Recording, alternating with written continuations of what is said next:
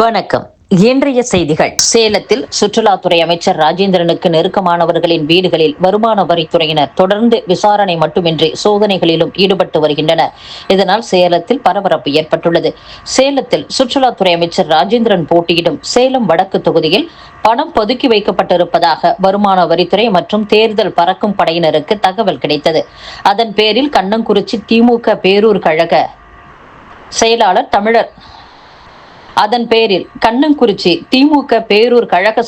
தமிழரசன், தொழிலாளர் முன்னேற்ற பேரவை மண்டல செயலாளர் ஏடிசி மணி உட்பட 7 நிர்வாகிகளின் வீடுகளில் இன்று காலையில் வருமான வரித்துறையினர், தேர்தல் பறக்கும் படையினர், போலீசார் மற்றும் துணை ராணுவத்தின் பாதுகாப்புடன் விசாரணையை துவக்கினர்.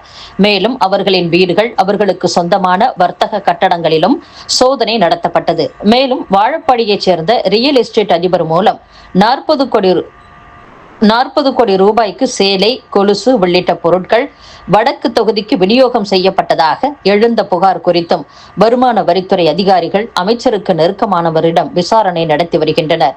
சேலம் வடக்கு தொகுதியில் அமைச்சர் ஆதரவாளர்கள் வீடுகளை வாடகைக்கு எடுத்து அதிலிருந்து பணம் விநியோகம் செய்வதாக வந்த தகவலின் அடிப்படையில் தொடர்ந்து அந்த வீடுகளை கண்காணித்து வருமான வரித்துறை விசாரணை மேற்கொண்டு வருகின்றனர். இன்று காலை முதல் வடக்கு தொகுதியில் வருமான வரித்துறையினர், போலீசார் முகாமிட்டிருப்பதால் பரபரப்பு ஏற்பட்டுள்ளது. ஒருபோதும் அடக்குமுறைக்கு தமிழ்நாடு பணியாது என்று காங்கிரஸ் தேசிய தலைவர் மல்லிகார்ஜுன கார்கே தெரிவித்துள்ளார். அரசியல் என்பது வெறும் பேச்சில் மட்டுமல்ல, செயலில் இருக்கிறது. நமது நாட்டில் கல்வி என்ற கருவிதான் முன்னேற்றத்திற்கான விஷயமாக பார்க்கப்படுகிறது. துரதிருஷ்டவசமாக நமது பிரதமர் மோடி அவ்வாறு பார்ப்பதில்லை. ஏழைகளின் எட்டாக்கனியாக மாற்றியுள்ளார். தமிழக முதலமைச்சர் மு.க.ஸ்டாலின் தலைமையில் மதசார்பற்ற முற்போக்கு கூட்டணி வளர்ச்சியை முன்னெடுத்து செல்லும் என்றும் மல்லிகார்ஜுன கார்கே பேசியுள்ளார். சேலம் மாவட்டத்தில் அதிமுக மற்றும் கூட்டணி வேட்பாளர்களை ஆதரித்து வாக்கு சேகரித்து வரும் அதிமுக பொதுச் செயலாளர் எடப்பாடி பழனிசாமி தமிழகத்தில் சட்டம் ஒழுங்கு சீர்குலைந்துள்ளதாக குற்றம் சாட்டியுள்ளார். திமுக ஆட்சியில் தமிழகத்தில் சட்டம் ஒழுங்கு சீர்குலைந்துள்ளது, போதைப் பொருள் கலாச்சாரம் அதிகரித்துள்ளது, திட்டம் போட்டு திருடுற கூட்டம் திருடிக்கொண்டே இருக்குது. அதுதான் இப்போது தமிழ்நாட்டில் நடக்கிறது. ஒரு குடும்பம் பிழைக்க தமிழகத்தைச் சேர்ந்த 8 கோடி மக்களை வாட்டி வதைக்கின்றனர். 200 இடங்களில் வெல்வதாக கூறும் திமுக 20 இடங்களில் வென்றால் ஆச்சரியம்தான். திமுக கூட்டணியில் சேர்ந்து அதிமுக கூட்டணிக்காக குரல் கொடுக்கும் பிரேமலதாவிற்கு நன்றி. உண்மை உறங்காது என்பது போல் எதிரிகளுடன் கைகோர்த்து நின்றாலும் பிரேமலதா மனதில் உள்ளதை பேசுகிறார் என்றும், அதிமுக மீண்டும் ஆட்சிக்கு வந்தவுடன் போதையில்லா தமிழகம் உருவாக்கப்படும் என்றும் எடப்பாடி பழனிசாமி பேசியுள்ளார். விஜயகாந்த் கட்சி தொடங்கியதே திமுகவை எதிர்த்துத்தான். அந்த கூட்டணியில் பிரேமலதா விஜயகாந்த் தற்போது இருக்கிறார். ஆனால் பிரேமலதா நமது கூட்டணிக்கு தான் வேலை செய்கிறார், அதில் சந்தேகமே வேண்டாம். திருப்பரங்குன்றம் மலையில் தீபம் ஏற்றப்படும் எனவும் பிரேமலதா பேசியுள்ளார் என்று பாமக தலைவர் அன்புமணி ராமதாஸ் பேசியுள்ளார். தமிழகத்தில் தீய திமுக ஆட்சியை அகற்றிவிட்டு அதிமுகவின் நல்லாட்சியை ஏற்படுத்த வேண்டும். இன்னொரு முறை திமுக ஆட்சிக்கு வந்தால் பெண்கள், குழந்தைகளை ஆண்டவனாலும் காப்பாற்ற முடியாது.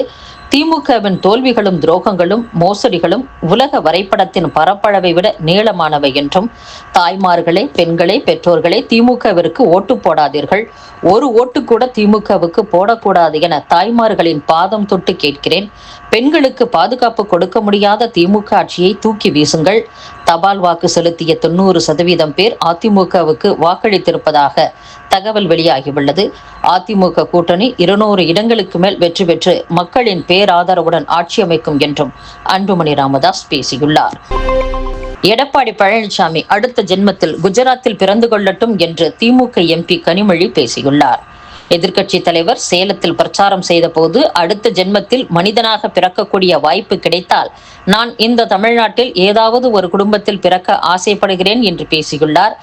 எனக்கு அடுத்த ஜென்மத்தில் எல்லாம் நம்பிக்கை கிடையாது. அப்படியே அவர் பிறந்தாலும் தமிழ்நாட்டில் பிறக்க வேண்டாம். பாஜகவுக்கு கை கட்டி நிற்கும் பழனிசாமி அடுத்த ஜென்மத்தில் குஜராத்தில் பிறந்து கொள்ளட்டும் என்று கனிமொழி பேசியுள்ளார். மகளிர் உரிமை தொகை திட்டத்தால் தான் திமுக கூட்டணியில் இணைந்தேன் என்று மக்கள் நீதி மய்யம் கட்சி தலைவர் கமல்ஹாசன் தெரிவித்துள்ளார். தமிழக சட்டசபை தேர்தலில் திமுக கூட்டணி வேட்பாளர்களை ஆதரித்து மக்கள் நீதி மய்யத்தின் தலைவர் கமல்ஹாசன் தீவிர பிரச்சாரத்தில் ஈடுபட்டார். அந்த வகையில் திருச்சியில் பிரச்சாரம் மேற்கொண்ட கமல் பேசும்போது, உண்மையான தலைவன் என்றால் மக்களுக்கு பிரச்சனை வரும்போது ஓடி வரணும், ஓடி போய்விடக் கூடாது. நான் சொன்னதில் ஒன்றை இப்போது திமுக நிறைவேற்றி இருக்கிறது. நாட்டில் வேறு யாருமே சொல்லாதது மகளிர் உரிமை தொகை திட்டம்.